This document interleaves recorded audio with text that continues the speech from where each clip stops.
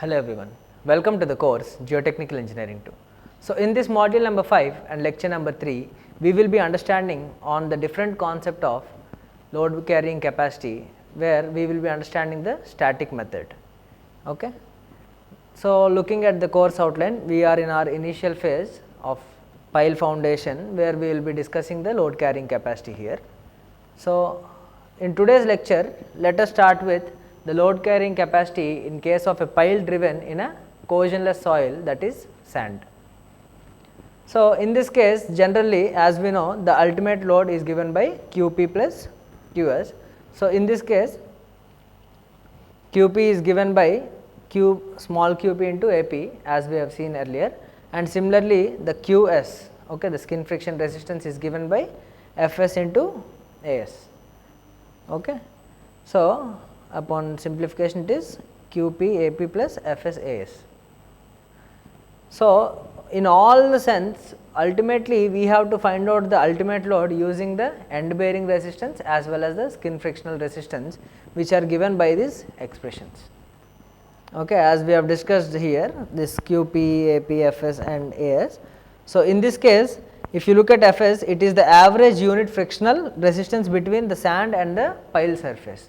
Okay. So whenever we are penetrating any pile, so it is the frictional resistance that is offered between the pile as well as the sand. Okay.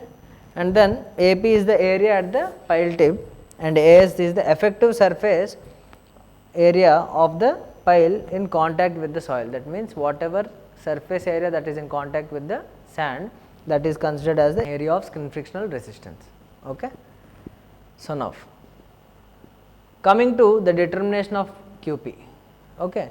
So in general, this QP can be determined from the bearing capacity equation, what we have learned similarly in that of shallow foundation. Okay. So it is given by QP as Q dash NQ plus 0.4 gamma B N gamma.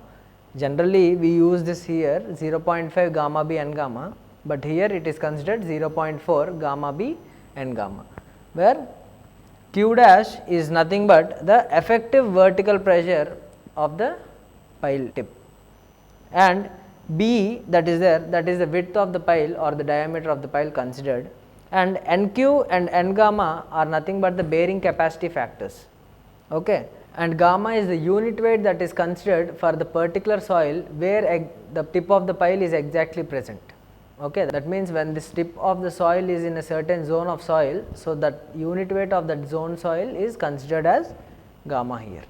Okay. Now, so as we have seen this equation, so in general the second term is usually small and therefore it is neglected. That means this 0.4 gamma B N gamma is generally neglected. Okay. So in general, this Q dash term, whatever that is there, this generally increases up to a certain depth and thereafter it remains constant. So if you look at this particular diagram here, this Q dash value along the particular depth is actually gradually increasing, and at a certain depth it is becoming constant, and the depth at which it starts getting constant is nothing but DC, which is known as the critical depth. Okay, which is known as the critical depth. Now, so the critical depth generally depends upon the angle of internal friction as well as the width of the pile groove. That means this critical depth DC generally depends on phi dash and the width of the pile B. So it is given by this particular expression here, where this is a linear plot where on the y axis DC by B ratio is taken, and the other one on x axis it is phi or phi dash, angle of internal friction. So this DC value can be obtained from this particular chart, which is depending upon phi and B. Okay. Now, so this value can be roughly taken as 10B in case of this loose sand, and in case of dense sand it may be taken 20 times B. Okay. Now, so the bearing capacity factor NQ depends on the angle of shearing resistance. So this we have already learned, that the bearing capacity factors NC, NQ, N gamma generally depend upon the phi value. Since in this expression what we have just seen, it is completely depending on NQ because it is Q dash into NQ. So, NQ is one bearing capacity factor that is depending upon this phi dash value. So, now the various investigations that has done by various authors has stated that the expression for NQ is based on certain theoretical analysis. So, various authors, if you look at this particular graph, have given the different values of this NQ, which is on the y axis, and taking the angle of shearing resistance on the x axis. So, various authors have given this particular graph. However, in this particular sense, we refer to our Indian standard code. So, we refer this IS 2911 for this particular case, which is represented by this graph here. Okay. This particular graph. Okay. So, using this particular curve, we will try to obtain our NQ value, and if we know the phi value. Generally, we prefer this Indian standard 2911 as a reference. Okay. Now, so if the pile that is considered is having a relatively larger diameter, then the influence of N gamma is also important, and these values of N gamma are generally taken from the bearing capacity factors that we have considered in shallow foundation. Okay. Now, so the determination of QS. So, the QS is determined from the following equation that we have seen earlier, which is obtained after determining the skin friction resistance or the unit friction resistance Fs. So, Qs is obtained by Fs into As. So, here the unit skin friction for a straight side pile depends upon the soil pressure acting normal to the surface and the coefficient of friction between the soil and the pile material. That means, if you consider here, this is a particular pile group, let us say I am considering a section. So, it generally depends upon the normal force that is acting onto the pile group or pile, that is sigma h, say, as well as the frictional resistance. Let us say the frictional resistance is offered along this particular surface. That means, the coefficient of friction between the pile and the material, Fs. Okay. And let us say this Q is some external load that is coming onto this particular pile. So, it is stated that the soil pressure acting normal to the pile surface, that is sigma h, and the coefficient of the friction between the soil and the pile material, let us say it is inclined by an angle of delta. Let us say it is inclined by an angle of delta. Okay. Now, so the soil pressure is generally normal to the vertical pile surface, and it is given by horizontal pressure, that is sigma h, and it is related to the effective pressure. Okay. So, whatever sigma h that is there, that is actually related to this vertical pressure, which is generally the effective vertical pressure. So, it is given by sigma h is equals to k into sigma v dash, okay, where k is the coefficient of earth pressure or earth pressure coefficient, and sigma v dash is the effective vertical pressure at a certain depth. Okay. And then the skin friction Fs at any depth can be written as, okay. So, it can be written as sigma h into tan delta.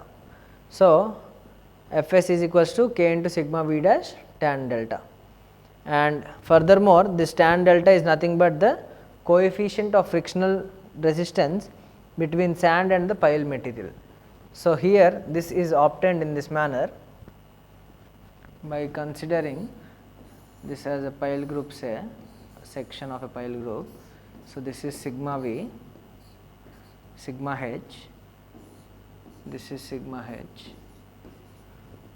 and this is considered as Fs, okay, and this is considered delta. So, if you consider this right angle triangle, so resolving the forces, we can say that tan delta is equals to Fs by sigma h. Okay. So, from this only we have obtained this particular expression here, okay, this one, clear, resolving the forces. So, now, so Tomlinson gave the values of K and delta, he gave the values of K and delta in the tabular form for different material of pile, that is steel, concrete and timber, with respect to delta and K. Okay. And in general we take the values of delta as a range between 0.5 to 0.85, and in most cases this K value whatever that is there, that varies from 0.6 to 1.25. However, Meyerhoff recommends that the value of K should be 0.5 in case of loose sands and 1 in case of dense sand. And Indian Standard Code IS 2911 1979 recommends that the value of delta may be taken equal to that of phi. Okay, it may be taken equal to that of phi. And in case of driven piles in loose to medium sands, the recommended value of K is between 1 and 3. Okay. So, these are certain standard recommendations in regard to this K value as well as delta value, clear. Now, coming to the determination of QS. Okay. Let us say there are different number of layers. Okay. Since the soil is non-homogeneous, let us say there are n number of layers along a certain depth. Okay. So, in this case it is considered that the QS value is obtained as sigma I equal to 0 to n. That means, for different layers we have to calculate individually and do the summation. So, this equation is represented by K into delta sigma Vi into tan delta into ASI. So, for this case let us say this is the ground level. So, there are say 3 layers here, and below the 3 layers there is some hard rock. This is the hard rock. So, this is layer 1, this is layer 2 and this is layer 3. So, in this case the formula for QS will be, for the first layer the value will be K sigma V dash 1 into tan delta into AS1 plus K into sigma V2 dash into tan delta into AS2 for the layer 2, and it will be plus K into sigma V3 dash into tan delta into AS3. Okay. So, in such way, depending upon the number of layers, we have to evaluate the value of this QS, clear.